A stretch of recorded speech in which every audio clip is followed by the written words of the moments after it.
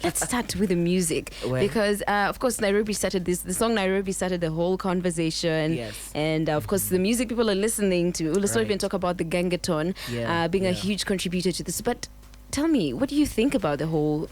Well, I don't know where I read it, but I read an article that said one of the ways to understand a society, its value system and what they stand for, is by looking at two things. The first one being the kind of leaders or politicians they elect, because they are a direct representation of the things they stand for as a society. Yes. And I mean, it's all over, it's all around us.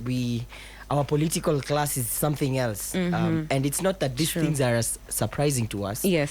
These are people we know, we've seen them. Yes. We know people have questionable integrity, rumors of corruption, quote unquote.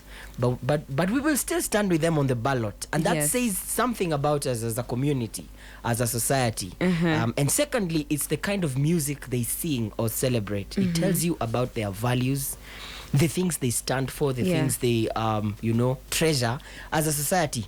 So when you observe these two, you can easily get a picture of what a society is like. And of course, looking at it musically now, it's amazing how the music in our society has transformed over time. And some of the things that are actually celebrated today, 10, 15 years ago, would almost be a taboo. Yes. You'd never hear such. You'd never hear someone addressing, talking about a woman's body, just sort of... Exactly, yeah. There's a sense in which in the archaic days, during the times of our parents, music had something to do with... Did you call them days archaic? Well, it's the Englishman that says so. Music, in a sense, you would hear...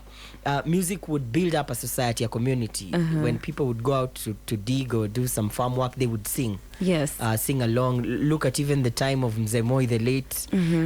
His kind of music, it was patriotic. It was music that would rally a nation behind an idea. Nyayo, tushangilie Kenya, taifa letu tukufu. And things have changed. Today, there's little about all that, but there's a lot about our sexuality, our sexual awareness. It's becoming very rampant, and it's coming out with a lot of force, and it's changing the narrative. It's changing completely the conversation, and that says something about the days we are headed into in the future. Now, Bridgerton, you've talked about the Duke of Hastings. What do you tell me about the Duke of Hastings? No, she did. There's someone who posted on Facebook. I think she was saying, ladies, this man's name is this. His name is not the Duke of Hastings. Oh, yeah, he's called Roger Jean. What is it? And then when I read through the comment, that people are saying, that's the whole point why we are watching the series. We're watching Bridgerton. So I came home and asked, have you heard about this stuff? And that's what was playing. So I don't even know what the plot is. And I am keen to say what I have to say, lest I'm termed as insecure. We don't want nobody terming you as insecure. But now 90%, let's say, or above of movies on Netflix and all that have so many sexual scenes, and it's really making us feel like, it's completely normal. There's absolutely nothing wrong with that. Right.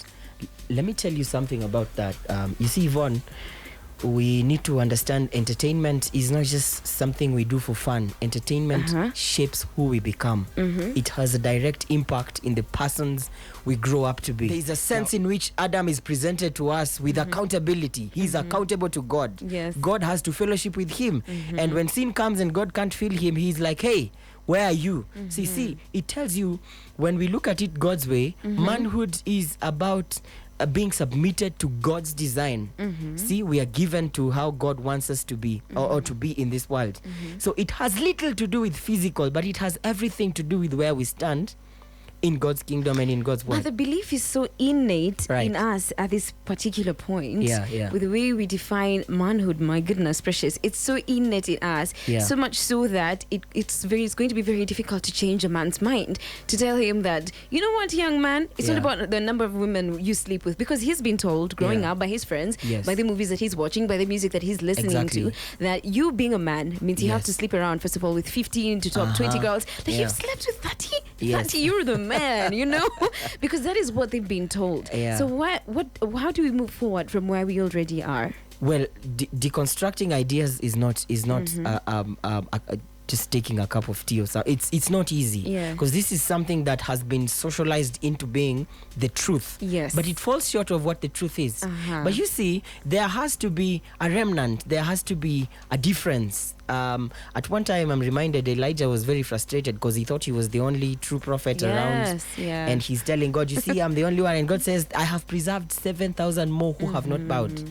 See, the problem with these kinds of perspective is when you're sleeping around, you tend to imagine everyone is doing it. Yes. When you're cheating in an exam, you tend to think everyone is doing it. Yes. And you fail to realize that there are actually people who are doing it the right way. Yes. They might not be a million. They might not be 1,000. And they might not say it. They are not popular. They are not invited for shows. They are not composing music. But guess what? They are there. 96.9 FM, Pearl Radio.